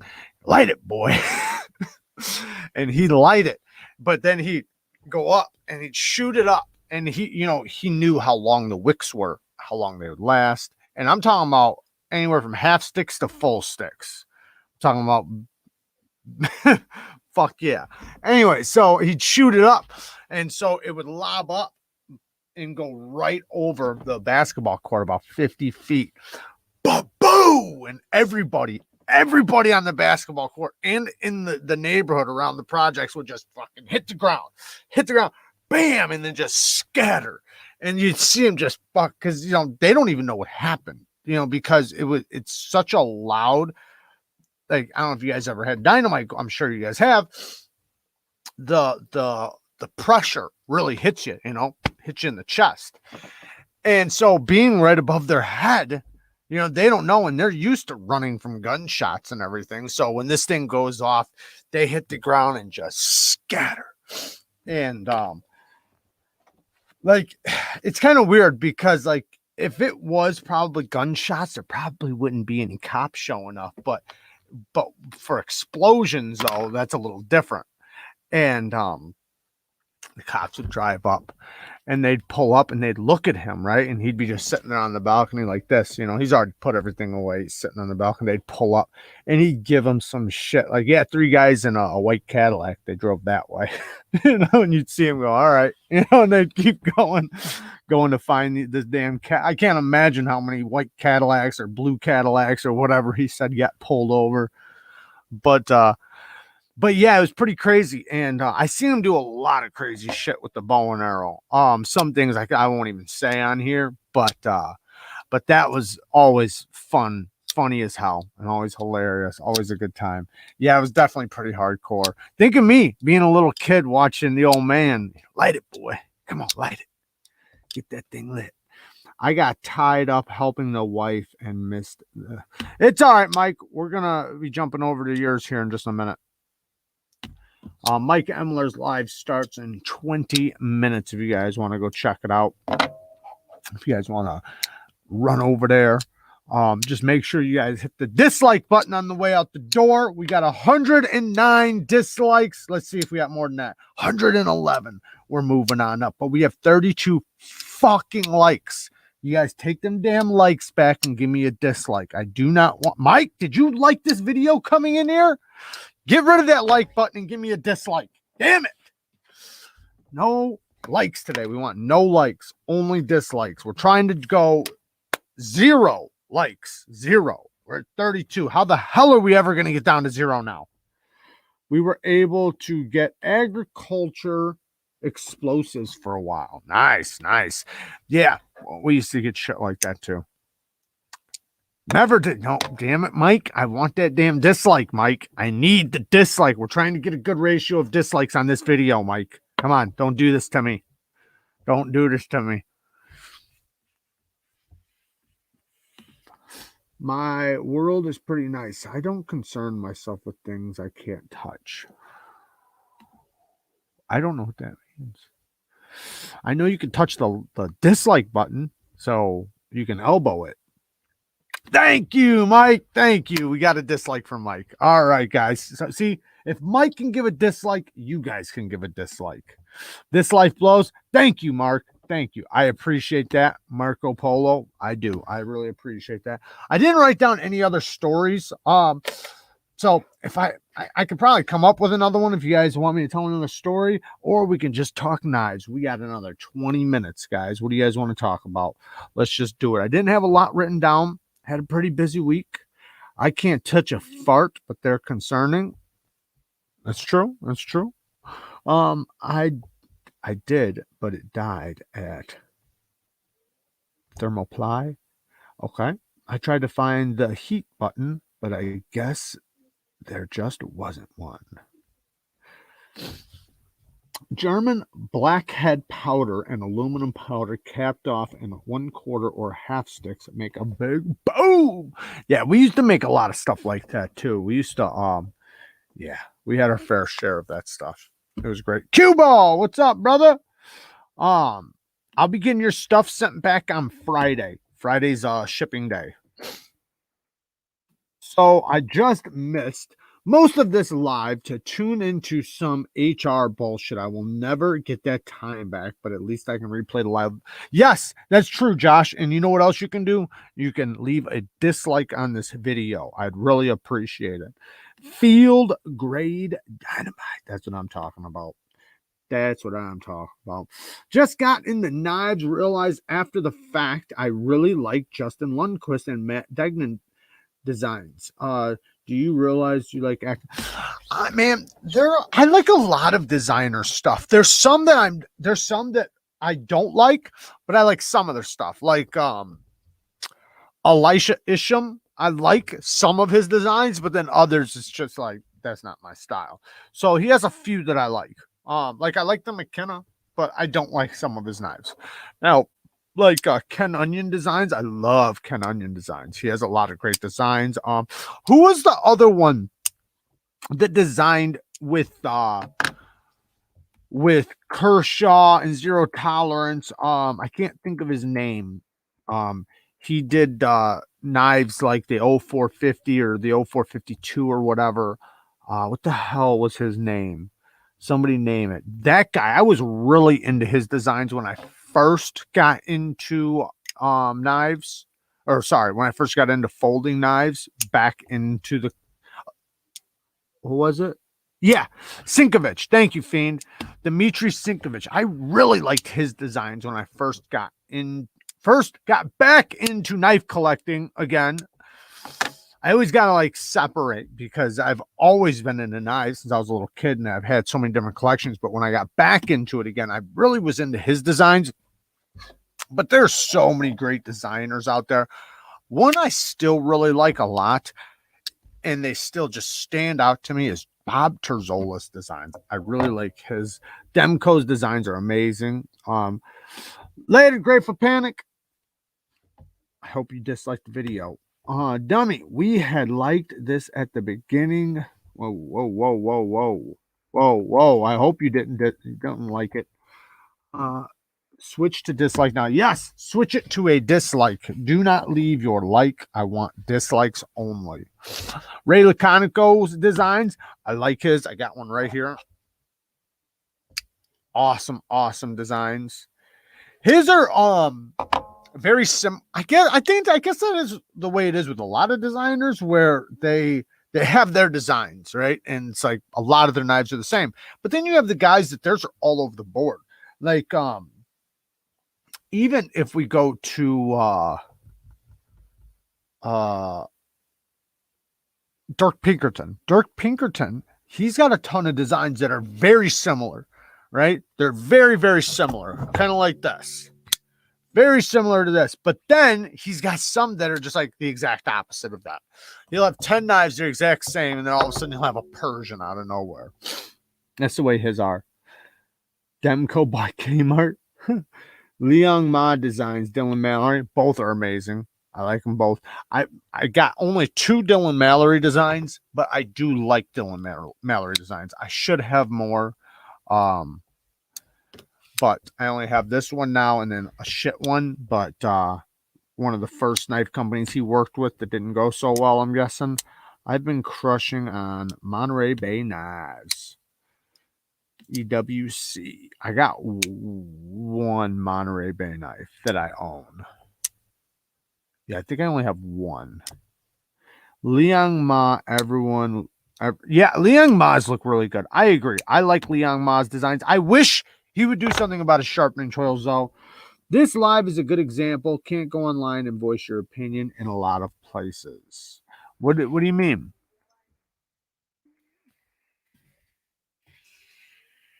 I was hunting with my dad when I was a kid, or when I was young, and almost died. Yeah, I did a few times too. I was standing next to him in the rain when he fanned his rain poncho towards me after he farted, and it almost killed me. I had pretty similar experiences.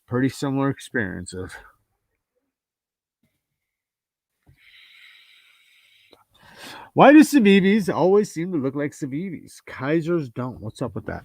So, one thing you'll know about Civivi is they play it safe for Civivis.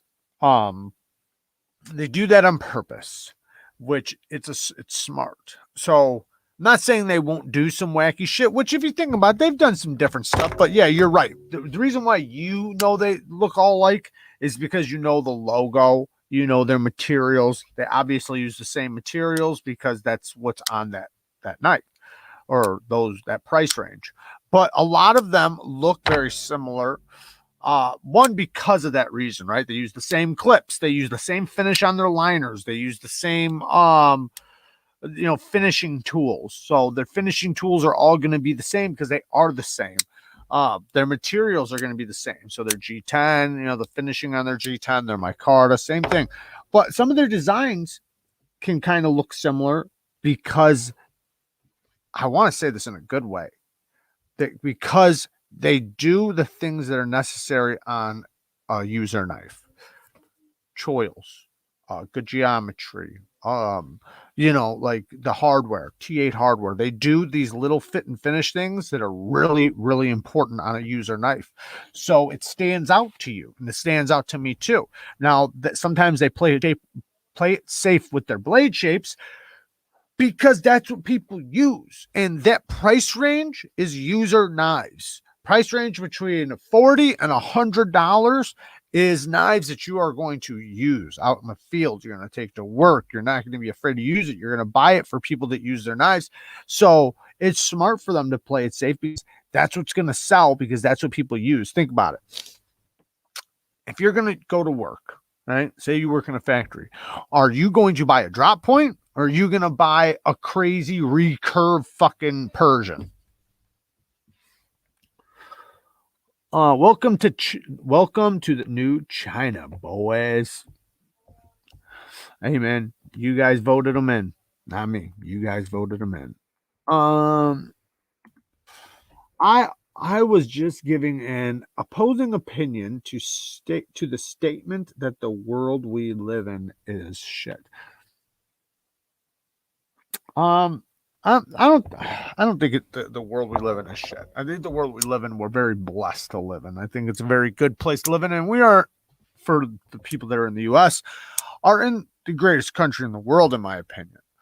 Now, why is it the greatest country in the world? Well, because of our freedoms. So I think that's why we need to protect those things, because we've gotten so far being the greatest country in the world. Why would we change something that's worked for so long? I don't believe that you make your own world. That's true, Nick. That is very true. Definitely. But I'll slap you for that. Now, if you how can I put this? We've got to stop. We've got to fucking stop with all this fucking separation shit. You're left, I'm right. You're fucking whatever. I'm this. You're white, I'm black. You're South, I'm North. You're Republican, I'm Democrat. You're fucking whatever, right? You like abortions, I don't. You this, you that. We're just making fucking groups to fight about, right? That's all they're trying to do. Put it this way, think about this, and really hear me out, guys. I know that everybody's going to be leaving because now I'm getting to politics. We only have 10 more minutes as it is. If we stand together, right? We are united as one, and we are strong. If they separate us into 1 million groups, think about this. If we're separated into 1,000 groups, how easy is it to control us? It's so much easier because we don't have a team, right? We don't have a team. Our teams are small. We're all little tiny groups, right? And then we're not just worried about our government, we're worried about other groups, right? So now we're just all fighting, right? That's it. You're worried about fighting everybody. Everybody's fighting while they just get away with whatever they want, and they can control us. And then they have the right to control us, or not the right, but they have the reasons to control us because we're not band together, right? So why do we listen to this shit and put up with all this bullshit that makes us separate? Because they need us separated. They want us separated. They want us in little tiny tribes everywhere, having our own little tribes, and they can figure out which ones are better for them, which ones are worse for them, so that they can, fucking give this information to these people, don't give information to these people, and make it, to where they literally have control over us. That's all it's about, is control. And if you don't fucking realize that in 2021, you're out of your damn mind. But I mean, come on, like, all these companies all own each other. I mean, you can look into it. Don't leave it to me to tell you. Look up it yourself. All these companies are affiliated with each other. I mean, you can look up even from like the pharmaceutical company and the FDA and fucking Pfizer and fucking the media and the news. They're all to do with each other. And the government, it's all fucking circle, man. It's all a big circle. But the one thing we can do is we can stop listening to it. That's it. Stop listening to it and get along. Get along really good. If we all get along and we all love each other and we all realize we're all fucking Americans and we all want what's best for Americans, then we can band together and they don't have control. They only have control if we are not tribal, right? Or sorry, they only have control if we are tribal. They have no control if we're not tribal. That's the way it is, man. It's so simple. So simple. Stop fucking fighting. Stop fighting. Stop hating each other. Everybody get along. And for the most part, everybody does. But they give you the impression that we don't. They give you the impression through the media and through social media, through everything, that we're fighting and that we all hate each other and that we're all like against each other's. Like they'll literally make it seem like an entire group hates this about the other group. Even though that most of that entire group is like, I actually agree with that. Right? Like there's so many things, or that they're just not even that worried about it. But they'll make you think that, just like they'll make you think an entire group believes in this or agrees with this or whatever. It's batshit crazy to me. It's fucking crazy to me. To me, anybody who watches the media or believes anything that comes from the media,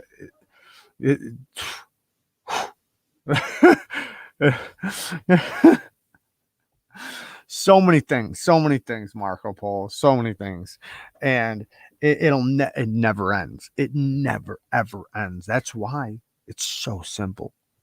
Everybody just get along. I'm sorry.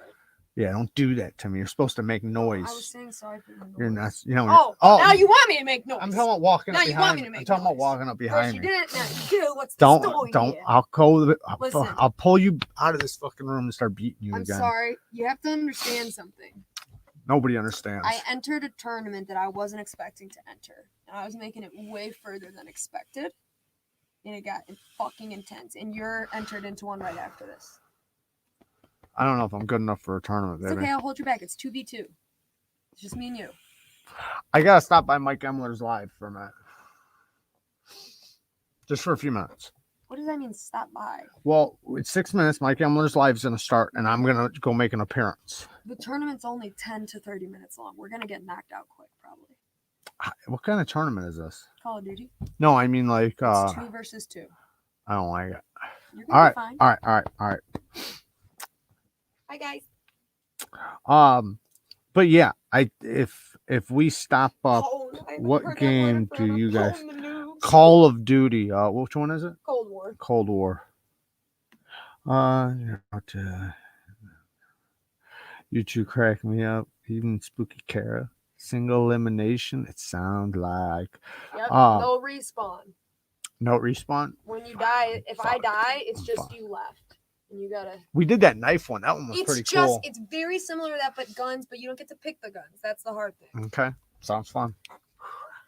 Man, she's my pumped. heart rate. She's pumped. I can hear it in her voice. Dom and I made it to the semifinals. We were one fucking thing away from winning the whole tournament. It's and crazy. You do win shit. I mean, not like anything real world, but in the game. No, nothing in real life. Just like some fake ass shit. Guns. All right. Can you pick the knife though? Can you pick what in the knife fight? Yeah. So yeah, a little bit. They have like a Bowie type of thing. They have a katana, a machete. I got a katana right now. It picks it for you in the game, but like typically when you play the game, if you're gonna use melee weapons, you can pick. Then there's Look at this, baby. Look at this. Sledgehammers. Look at that. Why? What do you mean? Why? Oh, is that from me? Yeah, that's from you. No, what's it really That's from you. What'd you do for real? What do you mean? Why? That's exactly why. Look how loud you were. We got 129 dislikes. What'd you do? That was from you. Did you tell everyone to do that? No, everybody fucking said we're sick of this noise in the background. We're giving you read the comments. No, you were about to say something and then you switched. What is it from? We're only disliking tonight. We're trying to do the most dislikes on any knife video ever. Oh. We're up there. But who are the 31 assholes? Fuck if I know. I think they just jumped in and gave me a like and left. Man. Facts. So I was playing with the Trump 2024 guy all night. He was so good. I thought he was gonna be like not that good. I think most of us, right?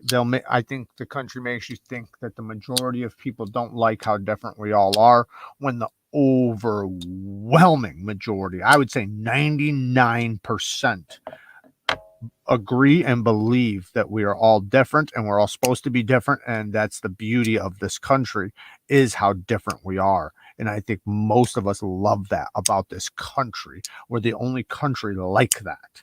And that's okay. That's a good thing. That's called freedom, right? That's called freedom.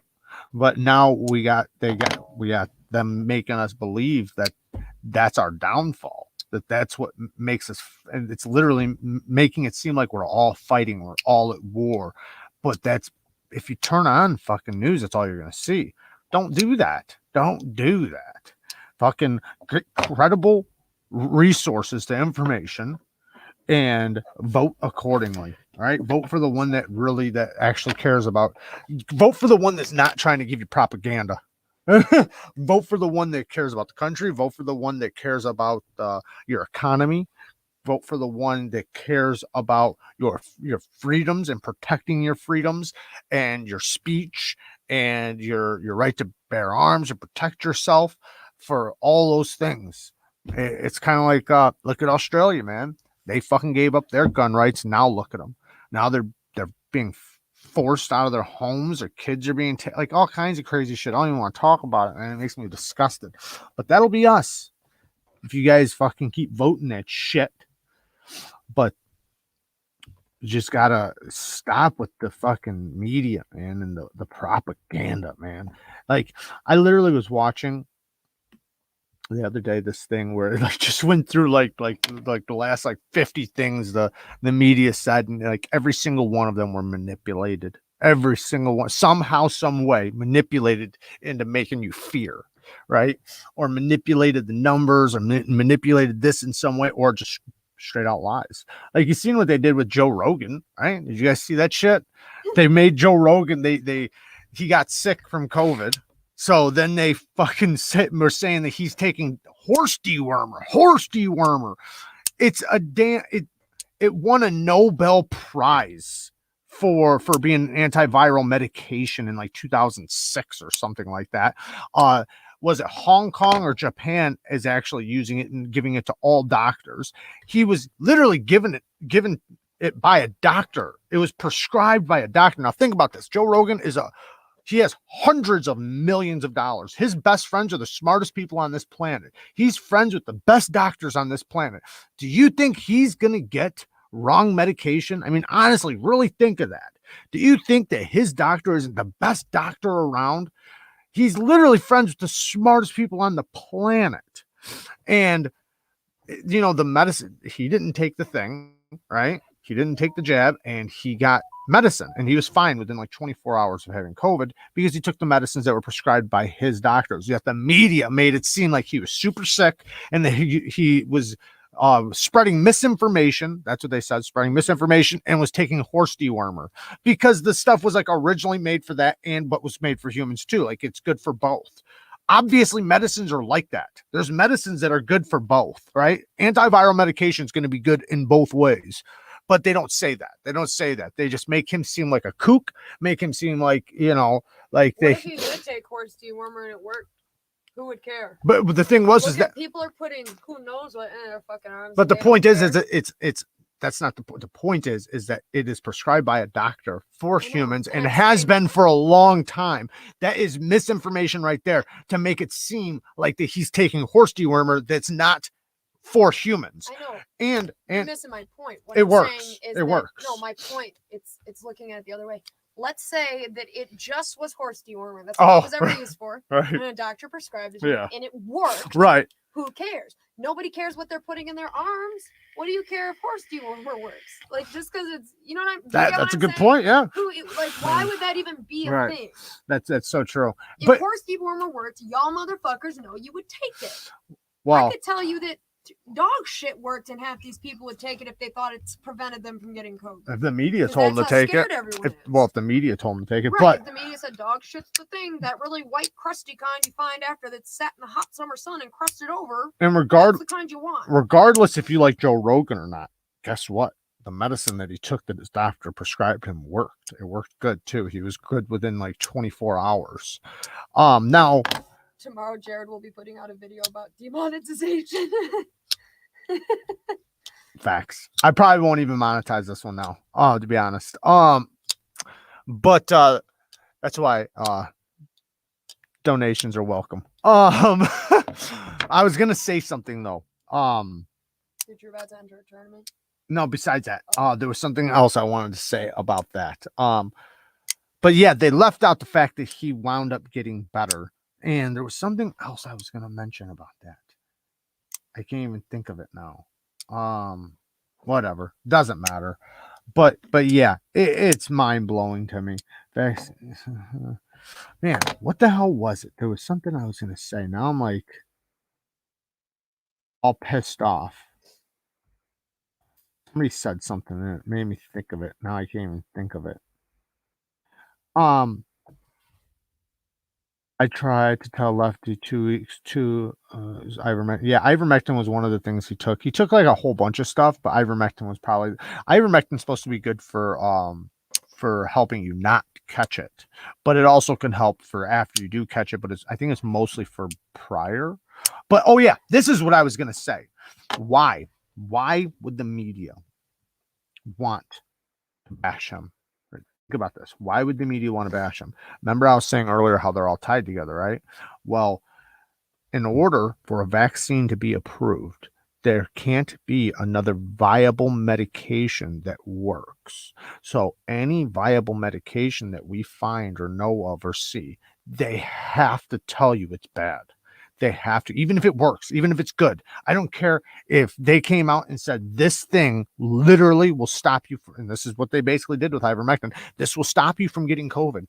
They have to tell you, no, it won't work. It's poison. Even though we've been prescribing it to people for 40 years, it's bad. It's poison. It's poison. It's poison. It'll kill you. They have to do that because otherwise it makes them lose credit in how they got a vaccine approved. Do you see what I'm saying? They can't have a vaccine approved if there's a viable medication. But when there's $7 trillion on the line for making a fucking vaccine, you're damn right. You got a lot of people playing ball. You know, the same reason that Congress never approved the vaccine. Got to run here something to offset the pending demonetization for the life. Thank you, Fiend. I appreciate that, man. I really do, because I'm actually not gonna I'm not gonna monetize this video. Thank you so much, man. I really do appreciate that. So everybody's going to be able to watch this. Damn it. I really wanted to monetize this dislike video too. Son of a bitch. Because now YouTube's not going to spread around the YouTube sphere because it's not going to be monetized. Breeze Rogan said he also took he took Z-Pack. I actually got some of those in today.